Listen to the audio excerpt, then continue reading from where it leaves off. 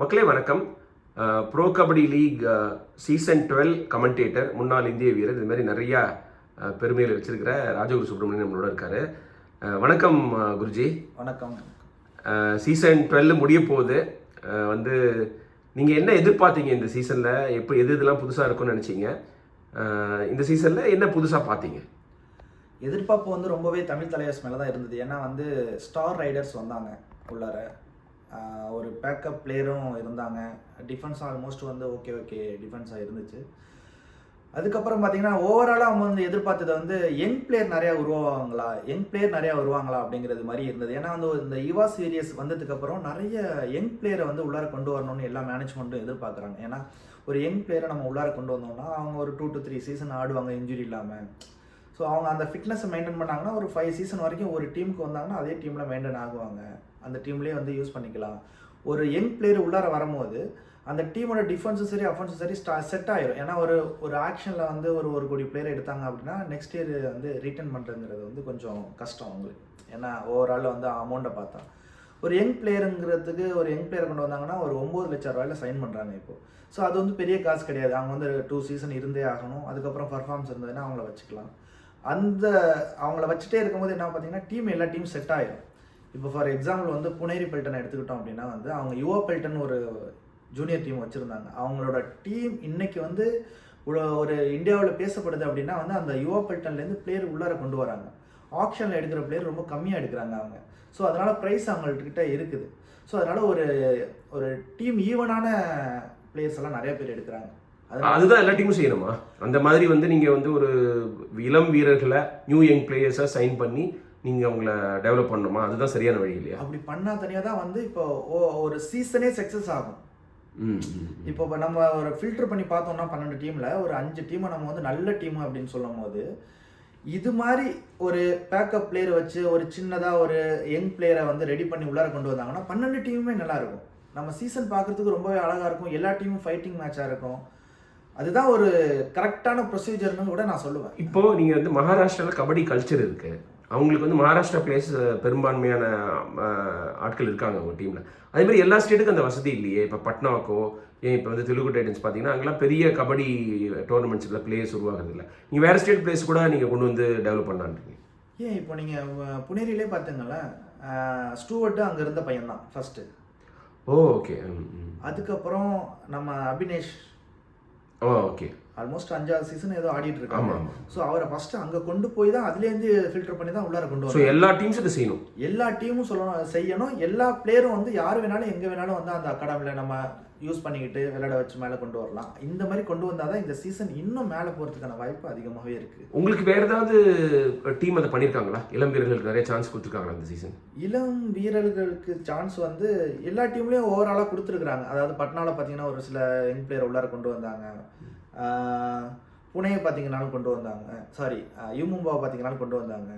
So இது மாதிரி நிறையா டீமில் கொண்டு வந்தாங்க. பட் யூஸ் பண்ணலை. ஆனால் புனேரியில் பார்த்தீங்கன்னா யூஸ் பண்ணுறாங்க நல்லா.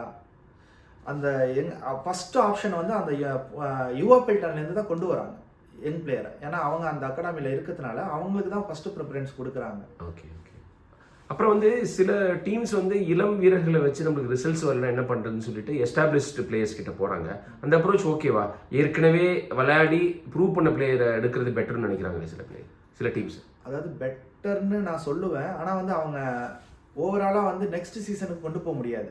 இந்த சீசனை எதிர்பார்த்து தனியாக தான் அவங்கள நம்ம எடுக்கலாம். இந்த சீசனை எதிர்பார்த்து எடுத்து பட் சக்ஸஸ் ஆகலைன்னா நெக்ஸ்ட் சீசனுக்கும் அது மைனஸ் ஆகிடும். ஓகே. ஸோ ஒரு யங் பிளேயரை நம்ம கொண்டு இந்த சீசன் ட்ரை பண்ணி பார்க்குறோம் அப்படின்னா சக்ஸஸ் ஆகலைன்னா நெக்ஸ்ட் சீசனுக்கு நம்ம ட்ரை பண்ணி பார்த்தோம்னா 100% சக்ஸஸ் ஆகிறதுக்கான வாய்ப்பு அதிகமாக இருக்குது. ஏன்னா ஒரு யங் பிளேயர்கிட்ட நம்ம நெக்ஸ்ட்டு அவங்க மேலே போகிறத நம்ம பார்க்க முடியும்.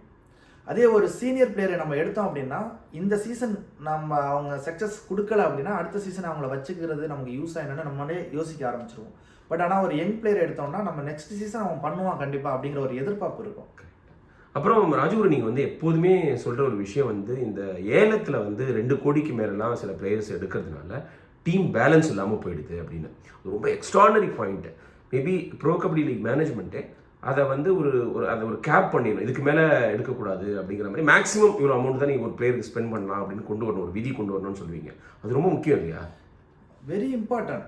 ஏன்னா ஒரு 7 பேர் சேர்ந்து விளையாண்டா தான் கபடியில் வின் பண்ண முடியும் அப்படின்னு நான் சொல்லலை. அது ஆல் ஓவர் இந்தியா பிளேயர்ஸ்க்கும் தெரியும், பார்க்குற ஆடியன்ஸுக்கும் தெரியும். ஏன்னா ஒரு டீம் வந்து பேலன்ஸ் டீமாக இருந்தால் தான் வந்து வின் பண்ண முடியும். இல்லை அப்படின்னா ஒரு பிளேயரை 2 கோடி ரூபாய்க்கு எடுக்கிறான்னா அந்த பிளேயர்கிட்ட தனியாக நம்ம எதிர்பார்க்கலாம். ஸோ இப்போ அர்ஜுன் தேஸ்வாலா இருக்கட்டும், இல்லை தேவாங்கா இருக்கட்டும், ஆல்மோஸ்ட் வந்து 2 crore மேலே போட்டு எடுத்தாங்க.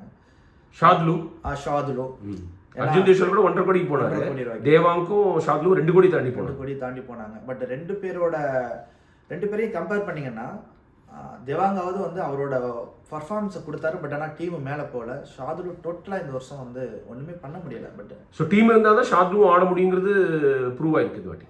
ஆமாம், அதாவது வந்து இப்போ ரைடர்ஸில் பாயிண்ட் எடுத்துகிட்டு வந்து கொடுத்தா தானே டிஃபென்ஸுக்கு நம்ம செட் பண்ண முடியும். உள்ளார அவங்க வந்தால் தானே டிஃபென்ஸ் நம்ம பண்ண முடியும். ஸோ அதனால வந்து என்ன பொறுத்தவரை 1 கோடி 1.5 கோடி அப்படிங்கிறது வந்து ஒரு லிமிட். அதுக்கு மேலே வந்து ஒரு 30 lakhs ஒரு 40 lakhs அந்த மாதிரி வந்து ஒரு பிளேயர் வந்து ஒரு டீமுக்கு ஒரு 4-5 பிளேயர் தேவை, டிஃபென்ஸ்லையும் தேவை. இந்த மாதிரி வந்து பேலன்ஸான டீம் எடுத்தால் தான் டீம் சக்ஸஸ் ஆகி மேலே போகிறதுக்கான வாய்ப்பு இருக்குது. குருஜி, இப்போ பெங்கால் வாரியர்ஸும் குஜராத் ஜெயின்ஸும் டாப் 8 போகல. இப்போ இந்த மோஸ்ட் எக்ஸ்பென்சிவ் பிளேயர்ஸோடைய டீம்ஸ் வந்து அடுத்த கட்டத்துக்கு போகல. இது வந்து பாடம் கற்றுக்கணும் மற்ற அணிகள்லாம் நினைக்கிறேன் அடுத்த வருஷம் ஆப்ஷனில். ஆமாம், அதாவது இந்த சீசனை வச்சு எல்லா மேனேஜ்மெண்ட்டும் கொஞ்சம் யோசிச்சாங்கன்னா நல்லதுன்னு நினைக்கிறேன். இன்னொன்று வந்து நல்ல விளையாடுற பிளேயர்ஸ் எல்லாருக்குமே வந்து அதாவது நல்ல அமௌண்ட் போய் சேர்றது கிடையாது. இந்த மாதிரி ஒரு பிளேயர்ஸ்க்கு ஆல்மோஸ்ட் 5 crore தான் ஒரு டீமுக்குன்னு இருக்கும்போது, ஒரு பிளேயருக்கு ஆல்மோஸ்ட் 2 crore 2.5 crore போயிடுச்சு அப்படின்னா மினிமம் 18 பிளேயர் வச்சுக்கலாம், மேக்ஸிமம் 25 பிளேயர்ஸ் வச்சுக்கலாம் நம்ம. ஸோ அப்போது ஒரு பிளேயர்ஸ்க்கு நீங்கள் 2 crore கொடுத்துட்டீங்க அப்படின்னா அதுக்கப்புறம் 17 பிளேயருக்கு வந்து ஒரு 3 கோடி ரூபாயில எடுக்கணும் அப்படிங்கிறது எவ்வளோ பெரிய கஷ்டம் அப்படிங்கிறது கரெக்ட். நீங்கள் யோசிச்சிங்கன்னா நல்ல சஜஷன் இது. ஆக்சுவலாக நான் வந்து இதை வந்து இம்ப்ளிமெண்ட் பண்ணணும்னு நினைக்கிறேன். ஸோ தட் வந்து என்டையர் லீகும் வந்து கம்பேரிட்டிவாக இருக்கும். ஒரு 4 டீம் இந்த அதிக விலை கொடுத்து வந்து பேலன்ஸ் இல்லாமல் போயிடுறாங்க. ஸோ லீகோட குவாலிட்டி இம்ப்ரூவ் ஆகும். 1 கோடியோ ஒரு 1.5 கோடி கூட வச்சுக்கலாம், ஒரு லிமிட்டாக வச்சுக்கலாம் ஆக்ஷன், அதுக்கு மேலே செலவு பண்ணக்கூடாதுன்னு. அப்புறம் இந்த சீசனில் உங்களுக்கு ரொம்ப பிடிச்ச பிளேயர் ஏதாவது அப்படின்னு யாராவது சொல்ல முடியுமா? டிஃபெண்டர், ரைடர் தனித்தனியாக கூட சொல்லலாம். டிஃபென்ஸ்ன்னு சொல்ல போனால் வந்து தீபக் சங்கரை நான் சொல்லுவேன். பிடிச்ச பிளேயருங்கிறத தாண்டி வந்து ஒரு வாய்ப்பை எப்படி நம்ம பிடிச்சிட்டு மேலே போகணும் அப்படிங்கிறது வந்து அந்த பையன்கிட்ட நல்லாவே இருக்குது. அதாவது ஒரு மெயின் கார்னர் வந்து ஒரு சம் ரீசன்னால வெளியில் எடுக்கிறாங்க பெங்களூர் புல்ஸில். அதுக்கப்புறம் செகண்டரி டிஃபெண்டராக வச்சிருக்கிறவரை உள்ளார கொண்டு வராங்க. ஸோ உள்ளார கொண்டு வந்ததுக்கப்புறம் அவர் அந்த பொசிஷனை தக்க வச்சுக்கிட்டாருங்கிறத நம்ம கண்கூட எல்லாமே பார்த்தோம். ஒரு சின்ன வயசாக இருந்தால் கூட அர்ஜென்ட் பட்டு அடிக்கலை, ஒரு டீம் கேம் விளாண்டு இப்போ பார்த்தீங்கன்னா ஆல்மோஸ்ட் லிஸ்ட்டில் 3rd இருக்கிறாரு. ரொம்ப பெரிய விஷயம் இது.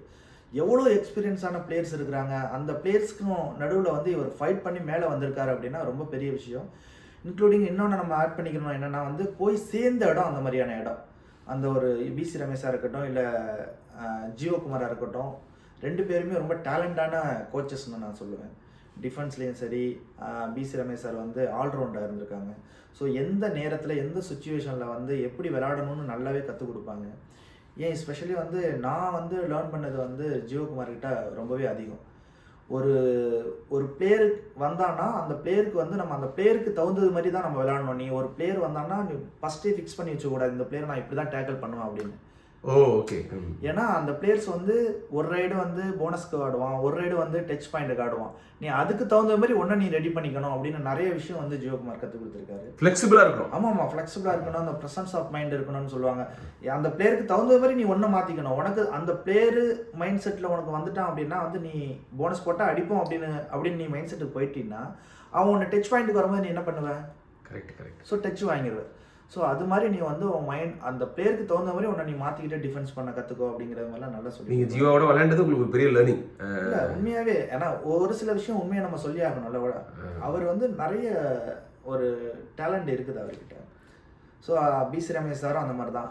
அதாவது தீபக்கோட சக்ஸஸ் வந்து அந்த டீமுக்கு போனதுனால தான் மெயின் சக்ஸஸ்ன்னு நான் சொல்லுவேன். சூப்பர். மக்களே, 2010 ஏஷியன் கேம்ஸில் ஜியோகுமார் இந்தியன் டீமில் இருந்து கோல்டு வாங்கினார். 2014 ராஜகுரு ஏஷியன் கேம்ஸ் டீம்ல இருந்து கோல்டு மெடல் வாங்கினார். இது 21ஆம் நூற்றாண்டில் தமிழ்நாட்டை சேர்ந்த 20 விளையாண்டது இதுதான். இன்ஃபேக்ட் அவங்க தமிழ்நாட்டை ரெப்ரசென்ட் பண்ணல, அப்போ கர்நாடகா ரெப்ரசென்ட் பண்ணி தான் அங்கே வேலை பார்த்துட்டு இருந்ததுனால. பட் நம்ம பெருமையாக சொல்லிக்கலாம் 2 பேரும் பச்சை தமிழர்கள் அப்படின்னு சொல்லிட்டு. அப்புறம் ரைடர்ஸ் யாரை சொல்ல முடியுமா? உங்களால் வந்து உங்களை இம்ப்ரெஸ் பண்ண ரைடர் யாரை சொல்ல முடியுமா? நிறைய பேர் இருக்காங்க. யங் பிளேயரில் பார்த்தீங்கன்னா அலி சமாதி வந்து நல்லா பண்ணுறாரு, அலி ரஸா நல்லா பண்ணுறாரு.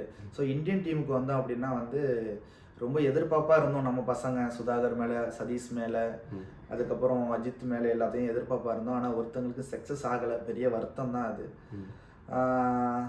அயான் பற்றி என்ன நினைக்கிறீங்க? அயான் வந்து தனியாக விளையாண்டாரு.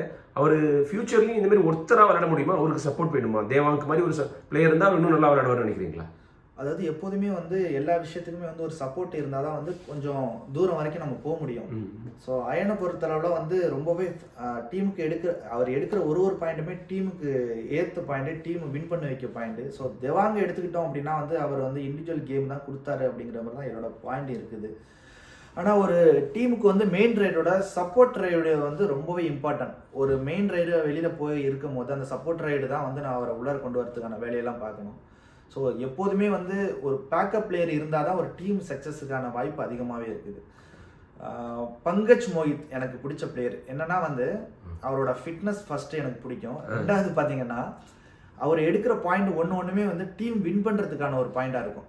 அசூம் அலிக்கு வந்து என்னதான் வந்து ஒரு டீம் லீட் ரைடாக இருந்தால் கூட அவர் டோட்டலாகவே பாயிண்ட் எடுத்துக்கிட்டே இருக்கிறாரு. ஒரு ரைடெல்லாம் சக்ஸஸ் ஆகிட்டே இருக்கிறாரு. பட் ஆனால் வந்து இவர் எடுக்கிற பாயிண்ட் எல்லாமே சர்ப்ரைஸாக இருக்கும். டீம் தத்தளிச்சுட்டு இருக்கிற நேரத்தில் வந்து 2-3 எடுத்துருவாரு.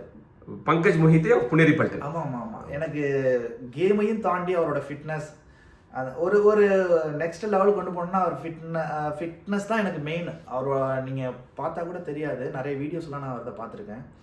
ஸோ அந்த நம்ம ஒரு ட்ரெஸ் இல்லாமல் அவரை பார்த்தோம்னா ஒரு ஃபுட்பால் பிளேயர் இருக்கிற அளவுக்கு ஒரு ஃபிட்னஸ் வச்சுருக்காரு அவர். அவர் சீசன் 7லேருந்து விளையாடிட்டு இருக்காரு குருஜி. இன்னும் கொஞ்சம் பெட்டராகவே பண்ணிக்கலாம்ல. அவருக்கு அப்பயே ஸ்கில்ஸ்லாம் இருந்தது. லுக்கி போடுவார், ஜம்ப் பண்ணுவார், ஆல்ரவுண்ட் ஸ்கில் வச்சிருக்காரு வந்து ஒரு ரைடரா இல்லையா? என்ன கேட்டால் ஏன் அவர் இன்னும் துண்டாக தெரியல அப்படின்னா வந்து புனேரி பல்டனோட டீம் பிளானே வந்து யாருமே சூப்பர் 10 போடணும்னு அவசியம் கிடையாது. ஸோ 3 ரைடு இருந்ததுன்னா 3 ரைடுக்கும் ஈவனாக தான் வாய்ப்பு கொடுப்பாங்க. ஸோ எல்லாரையும் பார்த்தீங்கன்னா ஆல்மோஸ்ட் வந்து 7, 6, 8 இப்படி தான் வந்து அவங்க பாயிண்ட்ஸ் வச்சுருப்பாங்க. ஸோ அதனால தான் அவர் இன்னும் துண்டாக தெரியாமல் இருக்காரோ. இன்னொன்று பார்த்தீங்கன்னா அதில் ஆல்மோஸ்ட் ஒரு 6 ரைடு வரைக்கும் ஒரே ஈவனான ரைடராக இருக்காங்க. இப்போது வேறு டீமுக்கு வந்தால் கூட அவர் துண்டாக தெரியறதுக்கான வாய்ப்பு இருக்குது. ஓகேப்பா. பட் கபடி இப்படி விளையாடுறது தான் பெட்டர் இல்லை, டீமாக விளையாடுறது தான் பெட்டர். ஆமாம், ஏன்னா நம்ம டீமை வந்து வின் பண்ணி, அதாவது ஒரு செமிஃபைனல் எடுத்துகிட்டு போனால் தான் நமக்கு மரியாதை. நம்ம என்ன தான் தனியாக விளையாண்டு 100 பாயிண்ட் எடுத்தால் கூட வந்து டீம் மேலே போகல அப்படின்னா நம்மளை தேட ஆரம்பிச்சிடுவாங்க எங்கே. கரெக்ட். தேவாங்க தானே இப்போ அவர் வந்து டாப் 8லேயே வரல, அவர் நிறைய பாயிண்ட் எடுத்திருந்தாலும். அப்புறம் ஒரு முக்கியமான பாயிண்ட் வந்து ராஜகுரு, நீங்கள் வந்து ஒரு ஃபிட்னஸ் எக்ஸ்பர்ட், ஒரு ஆஸ்திரேலியன் ஃபிட்னஸ் கோர்ஸ்லாம் பண்ணியிருக்கீங்க. எவ்வளோ முக்கியம் கபடிக்கு? ஏன்னா நிறைய முறை நீங்கள் கமெண்ட்ரியில் சொல்லியிருக்கீங்க ஸ்டார் ஸ்போர்ட்ஸ் தமிழில், ஃபிட் இல்லை. என் ஷார்லுவோட கேமுக்கே டவுன் ஆனதுக்கு காரணம் ஒரு ஃபிட்னஸ் கொஞ்சம் ப்ராப்ளமாக இருக்குன்னு. மாடர்ன் டே கபடி பிளேயருக்கு ஃபிட்னஸ் எவ்வளோ முக்கியம்? அதாவது நான் டைரெக்டாக தமிழ்நாட்டுக்கே போகிறேன்னா, தமிழ்நாட்டு பிளேயர் எல்லாருக்குமே வந்து அந்த பிளட்லேயே வர்றது வந்து ஸ்கில்.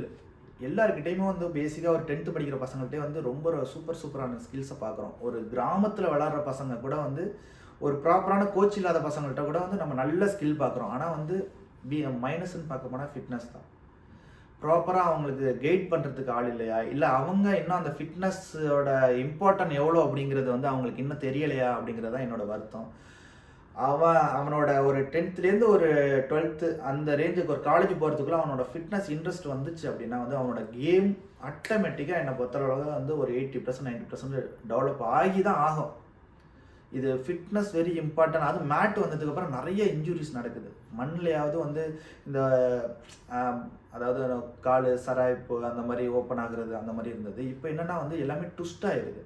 ஆங்கிள் ட்விஸ்ட்டுங்கிறாங்க, ஏசிஎல் ட்விஸ்ட்டுங்கிறாங்க, ஷோல்டர், இந்த மாதிரி நிறைய ட்விஸ்ட் வரும்போது என்ன ஆகுதுன்னா ஆட்டோமேட்டிக்காக அவங்களோட கேமும் டவுன் ஆகிடுது, அவங்களோட ஸ்பீடும் டவுன் ஆகிடுது. நம்மளோட மென்டாலிட்டி கொஞ்சம் யோசித்தோம் அப்படின்னா பயம் வந்துடுது. ஏன்னா ஒன்ஸ் ஆப்ரேஷன் ஆகிடுச்சுனாலே நம்ம அந்த ஃபுல் பர்ஃபார்மன்ஸை கொடுக்க முடியாது. ஸோ வெரி இம்பார்ட்டன்ட் வந்து ஃபிட்னஸ் தான். அது எல்லா கேமுக்குமே ஃபிட்னஸ் இருந்தால் தான் வந்து கேம் ப்ளே பண்ண முடியும். எஸ்பெஷலி எனக்கு தெரிஞ்ச அளவுக்கு கபடிங்கிறதுக்கு ரொம்ப ஃபிட்னஸ் தேவை. Speed workout, weight running, agility, mobility, இதெல்லாமே வந்து மிக்ஸ் ஆகி பண்ணணும். அதாவது வந்து வெயிட் லிஃப்ட் தனியாக பண்ணோம் அப்படின்னா ஸ்பீடு கம்மியாயிரும், ஸ்பீடு தனியாக பண்ணோம் அப்படின்னா நம்மள்ட்ட பவர் கம்மியாயிரும். ஸோ இது எல்லாமே மிக்ஸ் பண்ணி பண்ணால் தான் நம்ம கேமை இம்ப்ரூவ்மெண்ட் பண்ண முடியும், நம்ம வெளியே வரதுக்கான வாய்ப்பு அதிகமாக இருக்குது. மக்களே, கபடி இல்லாமல் ஃபிட்னஸ்லேயும் ஒரு பெரிய எக்ஸ்பர்ட் ராஜகுரு வந்து நீங்கள் ப்ரொஃபஷனலாகவே அவர்கிட்ட நீங்கள் கற்றுக்கலாம். கபடி ஆஃப் சீசனில் ராஜகுருட்ட ஒரு செஷன் போனீங்களா ஒரு மாதம் நீங்கள் வந்து ட்ரைனிங் எடுத்தீங்கன்னா பக்காவாக தயாராகி வரலாம். இதை வந்து கபடி பிளேயர்ஸும் உணரணும். ஈவன் ஜென்ரலாக அவர் வந்து ஃபிட்னஸ் கிளாஸஸ் எடுக்கவும் தயாராக இருக்கார். இன்ட்ரெஸ்ட் உள்ளவங்க கான்டாக்ட் பண்ணலாம் ராஜகுருவை. ஆன்லைனில் கூட அவர் வந்து உங்களுக்கு கிளாஸஸ் எடுக்க ரெடியாக இருக்காரு. ஸோ இன்னொன்று சொல்லி ஆகணும், தமிழ்நாட்டில் வந்து ஒரு டிஸ்ட்ரிக்ட்லேயும் ஒரு 10 பேருக்கு குறைச்சலாவது நல்ல விளையாண்டவங்க, அதாவது எனக்கு தெரிஞ்ச அளவுக்கு சொல்கிறேன், நல்லா இருக்காங்க. நம்ம போய் சேர வேண்டிய இடம் நல்ல இடமா இருந்ததுன்னா நம்மளை உருவாக்குறவங்க நல்லா உருவாக்கி கொடுத்துருவாங்க. என்னை பொறுத்தல அதுதான். இப்போ ஒரு எக்ஸாம்பிள் வந்து இப்போ தீபக்கை வந்து பெங்களூர் புல்ஸில் எடுத்து போய் சேர வேண்டிய இடம் நல்ல இடம் அப்படின்னு நான் எப்படி சொல்லணும், அதே மாதிரி ஒரு கோச்சை சூஸ் பண்ணுறாங்கல்ல அவங்க, அது ரொம்ப முக்கியம். நம்ம எவ்வளவு தான் நம்ம டேலண்டாக இருந்தால் கூட நம்மளை ஒருத்தங்க வந்து சரி பண்ணுறதுக்கு இருந்தால் நீ பண்ணுறது இது கரெக்டு இது தப்பு அப்படின்னு சரி பண்ணுற அளவுக்கு நம்ம போய் ஒருத்தங்கிட்ட சேர்ந்தால் தான் நம்ம அடுத்த ஸ்டெப் எடுத்து வைக்கிறதுக்கான வாய்ப்பு அதிகமாகவே இருக்குது. ஓகே ஓகே அப்புறம் ஃபைனலாக முக்கியமான இடத்துக்கு வந்துடுவோம். தமிழ் தலைவாஸ் இந்த சீசன் பயங்கர எதிர்பார்ப்போடு இருந்தாங்க. டீம் மட்டும் இல்லை, ஃபேன்ஸும் ஃபைனலில் வருவாங்க, ட்ராஃபி அடிப்பாங்க, பவன் இருக்காரு, அர்ஜுன் இருக்காரு அப்படின்னு பேசிட்டு இருந்தாங்க. பட் அன்ஃபார்ச்சுனேட்லி டாப் 8 கூட வர முடியல. 10வது இடம் ஃபினிஷ் பண்ணியிருக்காங்க. கடந்த 2 சீசனாக 9வது இடத்தையாவது பிடிச்சாங்க, இப்போ 10வது இடத்துக்கு போயிட்டாங்க. என்ன வாட் வென்ட் ராங் ராஜகுரு, என்ன ஆச்சு இந்த டீமுக்கு? இல்லை, ஆப்ஷனில் வந்து நம்ம தப்பு சொல்ல முடியாது. எல்லா வருஷத்தோடையும் இந்த வருஷம் வந்து டீம் நல்லா எடுத்தாங்க. ஆனால் இப்போது ஒரு இன்டர்வியூவில் நம்ம பார்க்கும்போது கோச்சும் கேப்டன் வந்து ஒரு இன்டர்வியூ கொடுத்துருந்தாங்க. இந்த மாதிரி மேனேஜ்மெண்ட் வந்து எங்களை ஃப்ரீயாக விடலை, மெயின் 7 வந்து செலக்ட் பண்ணுறதுக்கு விடலை, வீடியோ அனலிசிஸ் தான் வந்து எல்லாத்தையும் வந்து பண்ணிகிட்ருக்காரு அப்படிங்கிறது மாதிரி. இந்த பாயிண்ட்டை வந்து நான் சீசன் 10லே கேள்விப்பட்டேன். 3 பேர் இருந்தாங்க, தமிழ் தலைவாஸ் பிளேயர் 3 பேர் இருந்தாங்க, தமிழ் பிளேயர்ஸ் 3 பேர் சீசன் 10ல் இருந்தாங்க. ஸோ அப்போ நான் வந்து ஏன் உங்களுக்கு வாய்ப்பு கிடைக்கல, ஏன் உனக்கு உள்ளே இறக்கல, வாய்ப்பு கேட்க வேண்டியதானே அப்படிங்கும்போது, நான் டெய்லி நல்லா தான் ப்ராக்டிஸ் பண்ணிகிட்ருக்கேன், பட் ஆனால் வந்து கோச்சஸும் என்னை பற்றி நல்லா பேசுகிறாங்க, ஆனால் வாய்ப்பு வந்து கோச் கையிலே இல்லை. ஸோ இப்படிங்கிறது மாதிரி சில விஷயம்லாம் நானும் கேள்விப்பட்டேன் சீசன் 10லேயே. ஸோ அதனால் இந்த எல்லா மேனேஜ்மெண்ட்டுக்கும் என்ன பண்ணணும் அப்படின்னா, ஒரு கோச் எடுக்கிறாங்கன்னா அந்த கோச்சுக்கு ஃப்ரீடம் கொடுத்துடணும். ஏன்னா கோச் தானே பார்க்குறாங்க, டெய்லியுமே ப்ராக்டிஸ் பண்ண வைக்கிறது கோச் தான் பண்ணுறாங்க. யாருக்கிட்ட குவாலிட்டி இருக்குது, யாருக்கிட்ட வந்து யாரை நம்ம மெயின் 7ல் போட்டால் சக்ஸஸ் பண்ண முடியும் அப்படின்னு கோச்சஸ்க்கு நல்லாவே தெரியும். 2 கோச் இருக்காங்கன்னா அவங்களுக்கு தெரியும். ப்ளஸ் அந்த ஃபிட்னஸ் கோச்சுக்கிட்ட இன்னொன்று வந்து ஃபிசியோகிட்ட எல்லாத்தையும் கலந்து பேசி யார் ஃபிட்டாக இருக்கா அப்படிங்கிறவங்கள கரெக்டாக செலக்ட் பண்ணி மெயின் 7ல் போட்டால் டீம் நல்லாயிருக்கும். ஸோ இந்த டைரெக்டாக நம்ம அந்த வீடியோ அனலைசர் வந்து என்னென்னா பாயிண்ட் யார் நிறையா எடுத்தா, வீடியோ அனலைசருங்கிறது டோட்டலாகவே வந்து அது நெக்ஸ்ட் டீமை பற்றி பேசுறதுக்கு தான் ஒரு ஸ்ட்ராட்டஜி, அவ்வளோதான். என் நாலேஜை பொறுத்தவரை அதுதான் நான் சொல்லுவேன். இன்னொரு டீமை பற்றி நம்ம சொல்லுவாங்க, இவன் இப்படி ஆடுறான், இவனுக்கு நம்ம இப்படி ஆடணும் அப்படிங்கிறதுக்காக தான். ஸோ நான் மெயின் 7 நான் தான் செலக்ட் பண்ணுவேன் அப்படின்னா வந்து அது உண்மையாகவே வந்து அது தப்பான ஒரு விஷயம். எந்த டீமே பண்ணக்கூடாது. இன்க்ளூடிங் வந்து இப்போது ஒரு நார்மலாக ஒரு ஸ்டேட் லெவல் மேட்ச் நடந்தால் கூட வந்து அந்த கோச்சுக்கு தான் தெரியும். ஸ்டேட் டீம் ஒரு கோச் பண்ணுறாங்க அப்படின்னா அந்த கோச்சுக்கு தான் தெரியும். ஸோ அது மாதிரி கோச்சுக்கிட்ட எல்லாத்தையும் நம்ம கொடுத்தாதானியாக தான் அந்த டீம் சக்ஸஸ் பண்ண வைக்க முடியும். மேனேஜ்மெண்ட்டை வந்து சூஸ் பண்ணுற பிளேயரை வந்து நம்ம மெயின் 7ல் போட்டு விளாடணும் அப்படின்னா அது என்னை பொறுத்தளவு வந்து அது ராங். அது ஒரு ரீசன் சொல்லலாமா இந்த டீமுடைய புவர் பர்ஃபார்மன்ஸ் இந்த சீசனுக்கு? சஞ்சீவ் புலியான் சொல்கிறது உண்மைன்னா சொல்லியிருக்கலாம். என்னென்னா வந்து 2 பாயிண்ட் வைக்கிறாங்க. ஏன் வந்து சீசன் முடிஞ்சதுக்கு அப்புறம் அவர் சொன்னார், இப்படி இந்த ப்ராப்ளம் வந்து ஸ்டார்டிங்லேருந்து உங்களுக்கு தெரியும் தானே, ஏன் நீங்கள் ஃபஸ்ட்டே சொல்லலை அப்படின்னு. என்ன கேட்டால் நான் வந்து சீசன் 10லேருந்து இந்த விஷயம் ப்ராப்ளம் இருக்குது அப்படின்னு சொன்னேன். பட் ஆனால் சீசன் 10ல் இருந்தவங்க சொல்லலை, சீசன் 9ல் இருந்தவங்க சொல்லலை, அதுக்கு முன்னாடி உள்ளவங்கலாம் சொல்லலை. பட் இவராவது சொல்லிட்டு வெளில போனார், இதை ஃபியூச்சரில் அவங்க சரி பண்ணலாம். நெக்ஸ்ட் சீசன் வரவங்க கோச்சாக வரவங்க ஒன்று பிஃபோராகவே இது மாதிரி இருந்தால் தான் நான் வருவேன், இல்லைன்னா நான் வரல அப்படின்னு சொல்கிறதுக்கான ஒரு வாய்ப்பு ஏற்படுத்தி கொடுத்துட்டு போயிருக்காங்களோ அப்படின்னு தான் நான் சொல்லுவேன். இப்போ தமிழ்நாடுல வந்து கபடி அவ்வளோ ரசிக்கிறாங்க, அவ்வளோ பேர் வந்து பார்க்குறாங்க, சென்னையில் கொண்டாடினாங்க, அந்த வருத்தம் இருக்காங்க ராஜகுரு, இந்த டீமுக்கு சக்ஸஸ் கிடைக்க மாட்டேங்குது. ஆமாம், பெரிய வருத்தம் தான். ஏன்னா இவ்வளோ பேர் ரசிக்கிற ஒரு விளையாட்டை வந்து ஒரு மேனேஜ்மெண்ட்டை வந்து ஏன் அதை வந்து புரிஞ்சுக்க மாட்டாங்குது, ஏன் அதை ஒரு சீரியஸாக எடுத்துக்க மாட்டாங்குது. அதாவது சீசன் 5ல் ஆரம்பித்தது வந்து தமிழ் தலைவாஸ் டீமு, இன்னைய வரைக்கும் வந்து நம்ம ஒரு கப்பு அடிக்கலை அப்படின்னா ஒரு கபடி பிளேயராக எனக்கும் பெரிய வருத்தமாக இருக்குது. அது மக்களுக்கு எவ்வளோ பெரிய வருத்தமாக இருக்குங்கிறத வந்து நம்ம வெளிப்படுத்துகிறாங்க நல்லாவே. ஸோ நெக்ஸ்ட் சீசன் வந்து இந்த மாதிரி ஒரு மிஸ்டேக்கெல்லாம் இல்லாமல் நம்ம தமிழ் தலைவாஸ் டீமு நல்ல ஒரு கோச்சாக போட்டு நல்ல பிளேயர்ஸ் எடுத்து அந்த கோச்சுக்கு எல்லா ஃப்ரீடமும் கொடுத்து டீம் மேலே வந்துச்சுன்னா ரொம்பவே சந்தோஷமான ஒரு விஷயமா இருக்கும். ரொம்ப அழகாக சொன்னீங்க. இதுதான் எல்லாருடைய ஆதங்கமும் கூட. கோச்சுக்கு ஃபுல் ஃப்ரீடம், நிறைய இளைஞர்களுக்கு சான்ஸ் கொடுத்து விளையாட வச்சு நம்ம தமிழ்நாட்டுக்கு பெருமை சேர்க்கணும். மறுபடியும் இந்த இன்டர்வியூலேயும் நான் ஒரே ஒரு விஷயம் தான் சொல்லணும். நம்ம தமிழ்நாடு பிளேயர்ஸுக்கு கொஞ்சம் லோக்கல் மேட்சை அவாய்ட் பண்ணிக்கோங்க. வரேன், தமிழ்நாடு பிளேயர்ஸை பற்றி நம்ம செப்பரேட்டாக பேசுவோம். தமிழ் தலைவாஸோட இந்த இன்டர்வியூ முடிச்சுப்போம். ஸோ தமிழ் தலைவாஸ் வந்து என்ன செய்யணுங்கிறது தெளிவாக சொல்லியிருக்கீங்க. யாரை ரீட்டைன் பண்ணணும்னு நினைப்பீங்க? இந்த சீசனில் 10வது ஃபினிஷ் பண்ணியிருக்கோம். எந்த பிளேயர் ஏதாவது உங்களுக்கு தோணுது? அது இல்லை, எனக்கு ஐடியாவே இல்லை. டோட்டலாகவே வந்து ஒரு புது மேனேஜ்மெண்ட் வந்தால் அதுக்கப்புறம் அவங்க சூஸ் பண்ணுறது நல்ல. இப்போ நீங்கள் பெங்களூரு புஷ் பண்ணார்ல பிசி ரமேஷ், அந்த மாதிரி கம்ப்ளீட்டாக ஒரு டீமே கூட சேஞ்ச் பண்ணி கொண்டு வரலாம் இல்லையா? புது டீம் கூட வந்து நீங்கள் இறக்கலாம்ல அடுத்த சீசன். என்ன கேட்டால் வந்து இந்த யங் பிளேயர் 4 பேர் எடுப்பாங்க சீசன் அவங்கள நீங்கள் சத்தியமாக போயிட்டு எல்லா இடமும் ஃபில்டர் பண்ணுங்க. உங்களுக்கு என்ன வேலை? காசுக்கு கம்மி கிடையாது தமிழ் தலைவாஸ் பொறுத்தளவில். ஒரு பெரிய கார்பரேட் கம்பெனியாக இருந்தால் தனியாக தான் வந்து இவ்வளோ கோடி கொட்டி வந்து ஒரு டீம் எடுக்க முடியும். ஸோ பர்மனெண்ட்டாக ஒரு ஸ்கவுட் பண்ணுறதுக்கு ஒரு கோச்சை போடுங்க. தமிழ்நாட்டில் எவ்வளோ கோச்சஸ் இருக்காங்க, என்ஐஎஸ் முடித்தவங்க இருக்காங்க, ஒரு ஜூனியரில் என்ஐஎஸ் முடித்தவங்க நிறைய பேர் இருக்கிறாங்க. அவங்கள்ட்ட ஒரு இன்டர்வியூ மாதிரி வச்சு, இப்போ நான் என்ன சொல்கிறேன்னா, ஒரு ஒரு ஆட், அதாவது இந்த மாதிரி தமிழ் தலைவாஸ் டீமுக்கு ஒரு ஸ்குவாட் பண்ணுறதுக்கு ஒரு கோச் தேவை. ஸோ இந்த இன்டர்வியூ நடக்க போதுன்னு ஒரு இன்டர்வியூ மாதிரி வச்சு ஒரு நல்ல கோச்சை செலக்ட் பண்ணி அவங்கள ஒரு வருஷம் ஃபுல்லாகவே பே பண்ணி ஒரு 10 நல்ல யங் பிளேயர் எங்களுக்கு வேணும் அப்படின்னு சொல்லி அவங்கள கொண்டாந்து ஒரு கேம்ப் நடத்தி அதுலேருந்து ஒரு 4 பேரை ஃபில்டர் பண்ணி ஒரு யங் பிளேயரை கொண்டு வந்தாங்க அப்படின்னா அதுலேருந்து ஸ்டார்ட் பண்ணலாம், பில்ட் பண்ணலாம். சூப்பராக இருக்கும். ரொம்ப நல்ல சஜஷன் ராஜகுரு. இதை வந்து தமிழ் தலைவாஸ் மேனேஜ்மெண்ட் கேட்கணும், அதை நடைமுறைப்படுத்தணும். ஏன்னா நீங்கள் சொல்லியிருக்கிற எல்லா பாயிண்ட்ஸும் ரொம்ப ரொம்ப வேலிட். நன்றி, தேங்க்யூ.